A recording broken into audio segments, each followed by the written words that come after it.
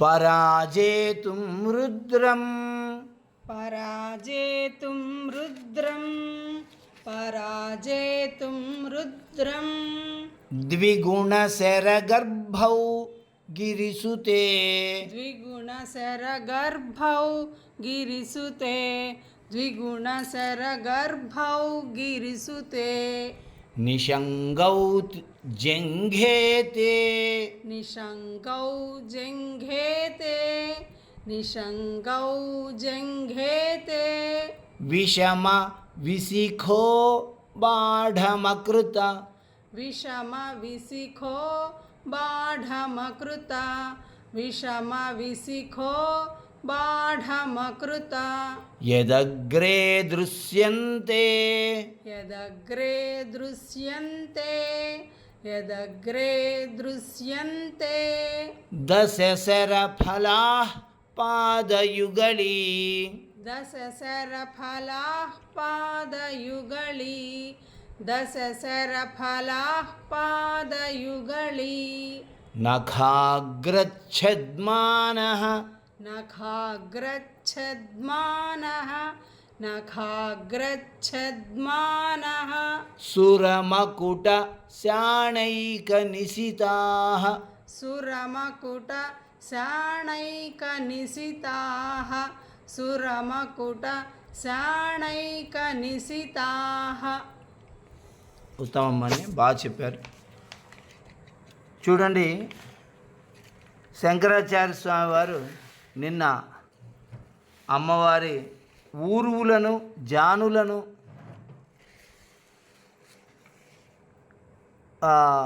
వర్ణన చేసి వాటికి అమ్మవారి ఊరువులకు ఏనుగు తొండములు కానీ అరటి బోదెలు కానీ ఉపమానములుగా సమానాలు కావు, పనికిరావు అని తేల్చి చెప్పారు. ఈరోజు అమ్మవారి యొక్క పిక్కలు ఎలా ఉన్నాయి అని వర్ణన చేస్తూ ఉన్నాడు.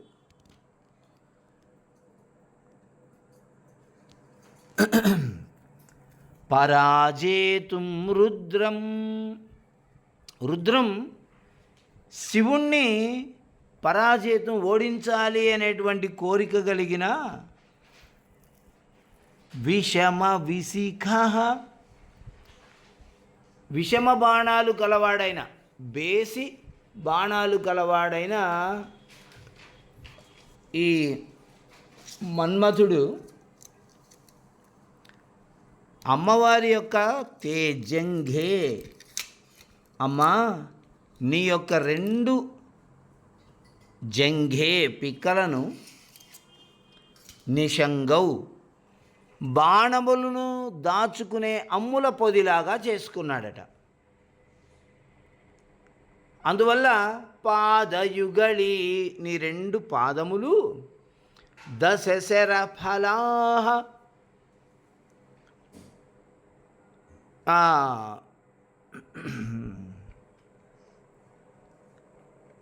10 బాణములు కలిగినటువంటి, 10 నిశ్చితమైన బాణములు కలిగినటువంటి వాటిలా కనిపిస్తున్నాయి. అమ్మవారి యొక్క నఖాగ్రచ్ఛద్మానః, నఖాగ్రాలు అంటే 2 కాళ్లకు ఉన్నటువంటి గోళ్ళు ఉన్నాయి కదా పాదాల వేళ్ళకి,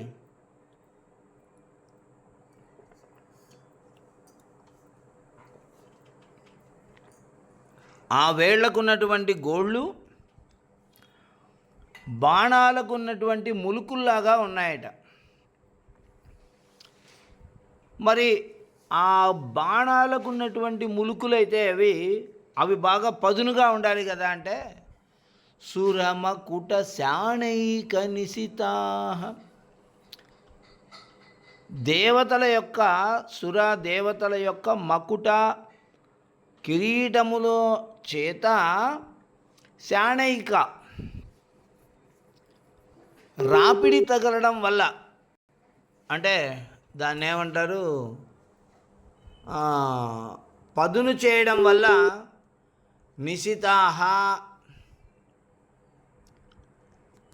వాడిగా ఉన్నటువంటివి అయిన బాణములు అగ్రే దృశ్యంతే, మాకు ముందు కనిపిస్తూ ఉన్నాయి తల్లి అంటూ స్వామివారు చెప్తూ ఉన్నారు.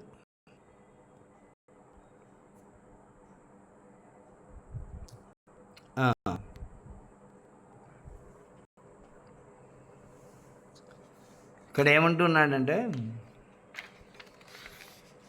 అమ్మ ఓ పర్వతపుత్రి గిరిసుతే, మళ్ళీ ఇక్కడ ఆ పదంతోనే చెప్తూ ఉన్నారు. మన్మథుడు ఆ రోజు శివుడి పైన బాణాలు వేసి శివుడి చేత ఓటమి పాలయ్యాడు. అప్పుడు ఆయన దగ్గర 5 బాణాలు ఉన్నాయి. విషమ విశిఖ. విషమ అంటే బేసి అని అర్థం ఉన్నది. బేసి బాణములు కలవాడు అని ఒక అర్థము, సమము కాని బాణాలున్నవాడు అని ఒక అర్థం. అంటే తెలుగులో కూడా అంటుంటాం చూసారా మనం, సరి సంఖ్య బేసి సంఖ్య అంటుంటాం మనం. సంస్కృతంలో విషమ సంఖ్య సమ సంఖ్య అంటాం. సమ సంఖ్య అంటే సరి సంఖ్య, సమ సంఖ్య అంటే సమబాణాహ అన్నామనుకోండి, అప్పుడు సరిపోయే బాణాలు కలవాడు అనే అర్థం కూడా వస్తుంది. సరిపోయే బాణాహ, బాణాలు కలవాడు. దానికి వ్యతిరేకంగా చెప్తే మనము విషమ బాణాహ, సరిపోనటువంటి బాణాలు కలవాడు. 5 బాణాలు ఉన్నాయి ఆయన దగ్గర. ఆ 5 బాణాలు ఈ శివుణ్ణి ఓడించడానికి సరిపోలేదు. ఇప్పుడేం చేశాడు ఆయన, బాణాలను పెంచుకున్నాడు. ద్విగుణ శరగర్భవు, ద్విగుణం 5ను 2 రెట్లు చేసుకున్నాడు.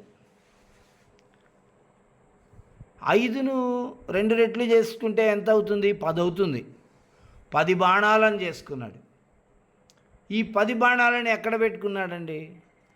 అమ్మవారి 2 పిజ్జంఘే, 2 పిక్కలు, కుడికాలు పిక్క ఎడమకాలు పిక్క, ఈ 2 పిక్కలు అనే నిషంగౌ, అమ్ముల పొది, ఇవి అమ్ముల పొదులు ఇందులో ఉంచుకున్నాడు.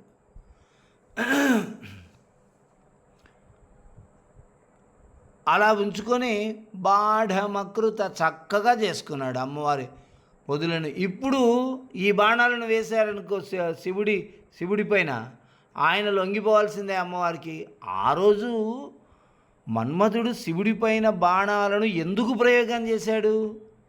ఆయనకి అమ్మవారి పట్ల, పార్వతీ అమ్మవారి పట్ల అనురాగం కలగాలి అని. కలగలేదు ఆ రోజు అనురాగం.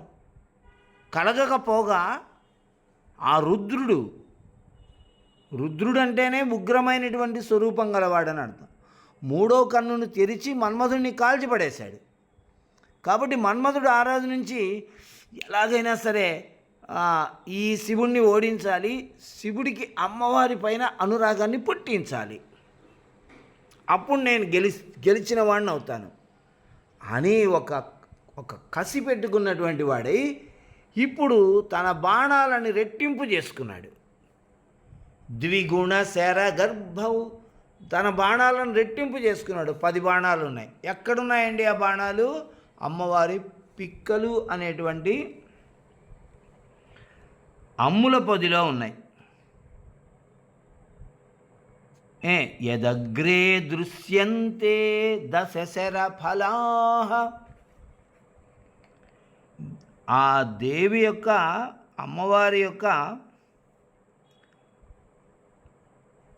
నఖాగ్రాహ, ఈ పాదాలకున్నటువంటి గోళ్లకున్న, పాదాలకున్న వేళ్లకున్న గోళ్ళు దృశ్యంతే, మనకు కనపడుతూ ఉన్నాయి. అమ్ముల పొదిలో మన్మథుడు ఉంచినటువంటి ఆ బాణాలు బాగా, ఆ మొనలు ఏవైతే ఉన్నాయో అవి బాగా వాడిగా కనిపిస్తూ ఉన్నాయి.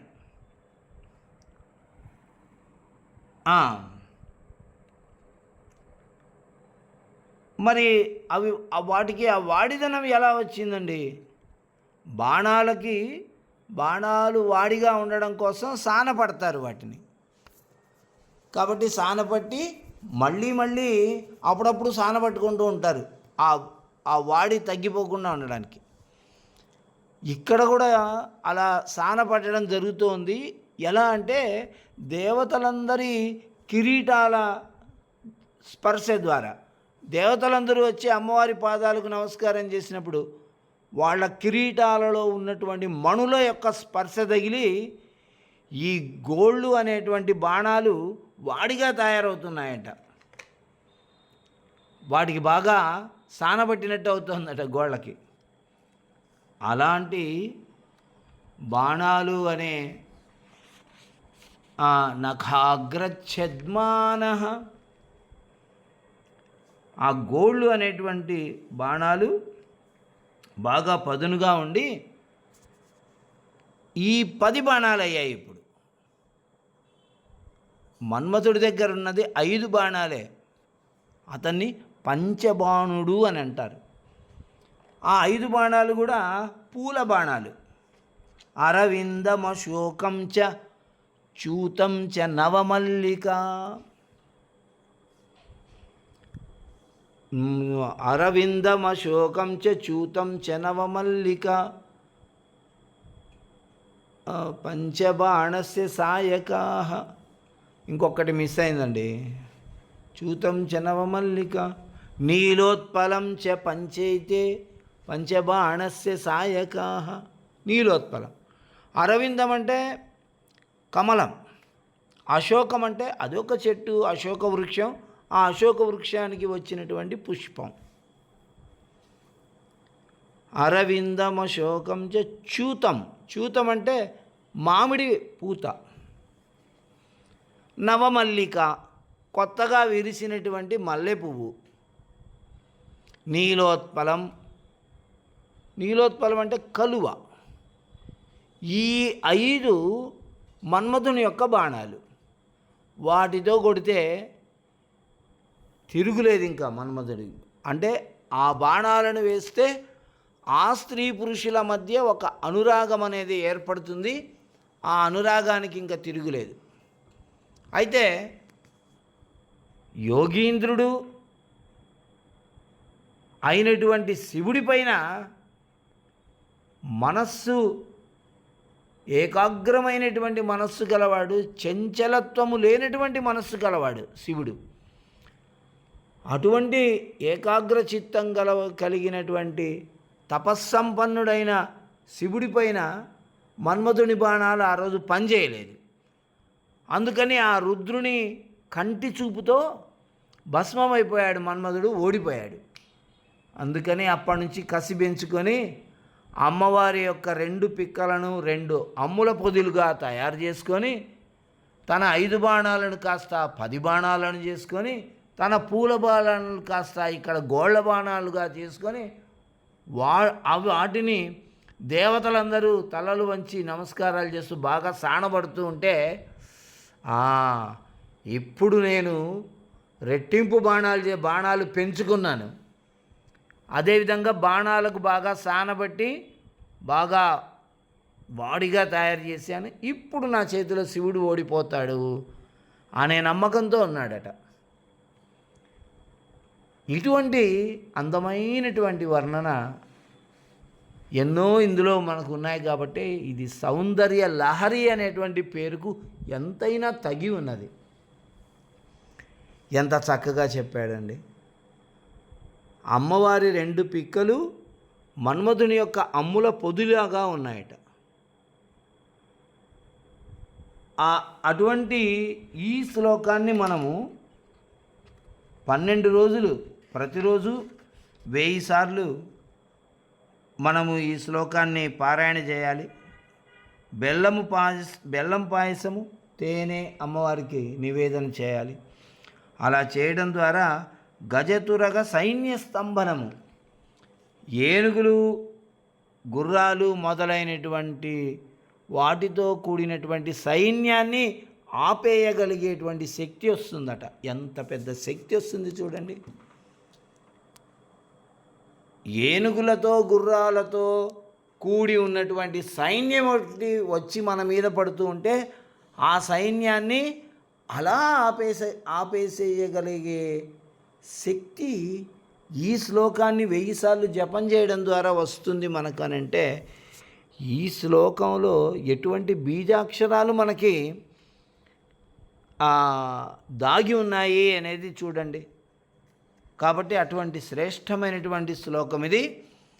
పరాజేతుం రుద్రం ద్విగుణ శరగర్భౌ గిరిసుతే నిషంగౌ జంఘేతే విషమ విశిఖో బాఢమకృత యదగ్రే దృశ్యంతే దశశర ఫలాః పాదయుగళీ నఖాగ్రచ్ఛద్మానః సురమకుటశాణైకనిశితాః.